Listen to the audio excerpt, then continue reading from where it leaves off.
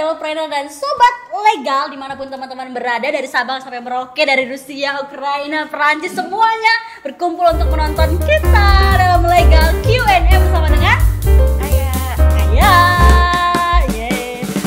partner kita untuk menjawab semua pertanyaan-pertanyaan dari sobat legal tentang PT Perseorangan dan juga tentang nomor induk berusaha. Nah, Mbak Ai sudah siap kita untuk menjawab pertanyaan-pertanyaan ini? Oke, ayo kita jawab. Ini pertanyaan ini masuk di akun media sosial kita, di akun media sosial Legal to Us. Jadi ada di YouTube juga, ada di Instagram juga, ada di Twitter, ada di Facebook, ada juga di website. Dan ini ada pertanyaan pertama nih Mbak Ai. Itu dari Evershop. Pertanyaannya adalah, pembuatan NIB untuk perseroan perorangan apakah sudah bisa? Sudah bisa belum Mbak? Oke, jadi kalau mau buat NIB buat perseroan perorangan itu bisa ya. Jadi setelah bikin itu bisa langsung bikin NIB-nya kayak gitu. Oh, jadi setelah, tapi kalau misalnya kita mau buat PT Perseorangan itu kita nggak butuh NIB nggak Mbak? Enggak, yang dibutuhin tuh NPWP sama KTP. Oh. Jadi NIB-nya tuh dibuat setelah PT perorangannya jadi tuh nggak apa-apa. Oke, berarti nggak apa-apa, udah bisa sekarang. Jadi kalau misalnya udah daftar PT Perorangan langsung bikin nomor induk berusahanya, ya nggak Mbak? Betul. Terus ini ada nih pertanyaan dari Julius CH. Pertanyaannya adalah, bikin NIB PT Perorangan pilihan pendaftaran OSS-nya orang perorangan atau badan usaha apa ya Mbak ya? Apa ya kira-kira guys? Oke, jadi kalau di OSS itu nanti ada pilihannya tuh, kalau nggak salah ya di bawahnya perseroan terbatas tuh ada buat perseroan perorangan. Nah, buat NIB-nya berarti kita klik yang itu. Oh, udah ada. Jadi kita bisa buka ini OSS RBA atau online single submission yang memang ini berbasis resiko. Jadi ketika kalian buka itu nanti ada pilihan untuk PT Perorangan. Betul. Jadi nah ini nih gambarnya guys, gambarnya tolong ya, nanti kasih gambarnya, terus teman-teman bisa lihat sendiri bahwa PT Perorangan sendiri sudah ada, jadi nggak perlu khawatir ya guys. Terus pertanyaan selanjutnya nih Mbak Ai, pertanyaan ketiga dari Mas Dedi Tristianto. Nah Kak, saya sudah buat PT Perorangan, tapi sudah 10 hari NPWP itu belum dikirim atau di email, pengurusannya gimana sih Kak? Jadi dia udah bikin NPWP mungkin melalui online kan, betul. Terus ternyata belum dikirim ke rumah. Jadi gimana tuh Mbak biasanya Mbak? Oke, jadi kan di situ kakaknya udah bikin PT Perorangan ya. Nah, sedangkan kalau bikin PT Perorangan itu nggak otomatis NPWP badannya itu jadi kayak gitu. Jadi setelah bikin PT Perorangan, kalau mau bikin NPWP badan itu kita harus registrasi lagi.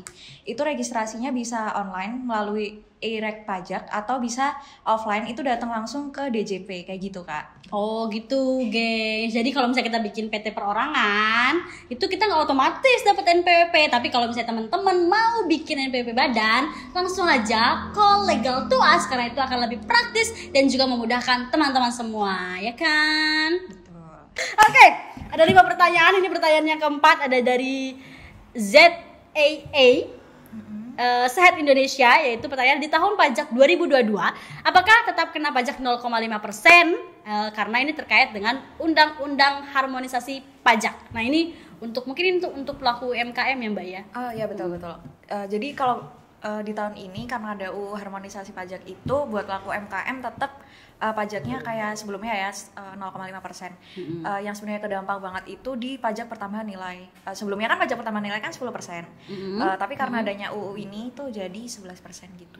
Oh, jadi masih sama gengs, masih sama, itu 0,5% untuk, memang ini khusus untuk pelaku UMKM kan ya Mbak ya. Nah, jadi jangan khawatir, masih sama.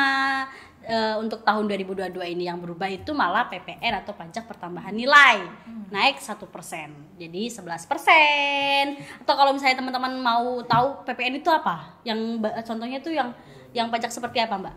Ya PPN tuh contohnya kalau misalnya di restoran kita makan, nanti tuh ada PPN-nya.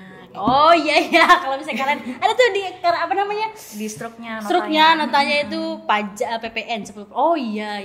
Oke. Nah itu naik 11%. Iya, itu mulainya besok per 1 April Mbak. Oh, mulai besok per 1 April. Berarti pas kita mau puasa ya? Iya betul. Oke. Nah ini pertanyaan terakhir untuk Sobat Legal, ini dari Info Otomotif. Itu pertanyaan adalah untuk UD harus ke notaris juga ya Kak? Oke, jadi sebenarnya kalau buat usaha dagang atau UD itu sekarang tuh udah nggak bisa lagi ya, karena di sistem AHU itu juga udah nggak ada lagi buat bikin usaha dagang. Jadi buat sekarang ini, buat kalau mau bikin usaha, mau bikin badan usaha yang bentuknya usaha dagang itu udah nggak bisa lagi Mbak, kayak gitu. Oh, sekarang udah nggak bisa guys. Jangan bersedih ya, jangan bersedih sayangnya, jangan bersedih karena masih ada PT perorangan juga, masih ada PT perseroan terbatas juga, masih ada CV. Jadi nggak apa-apa udah sekarang kan. Oh jangan sedih ya guys ya, walaupun udah nggak ada ya. Tapi gimana nasibnya udah yang udah berdiri ya? Apakah mereka harus ganti badan usahanya? Nanti akan kita kulik dalam program-program yang lainnya bersama dengan Legal to Us tentunya. Terima kasih bye.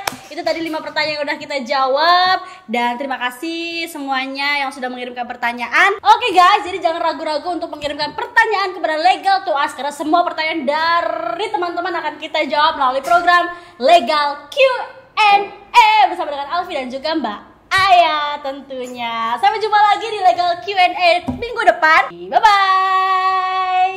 Bye bye juga. Bye bye.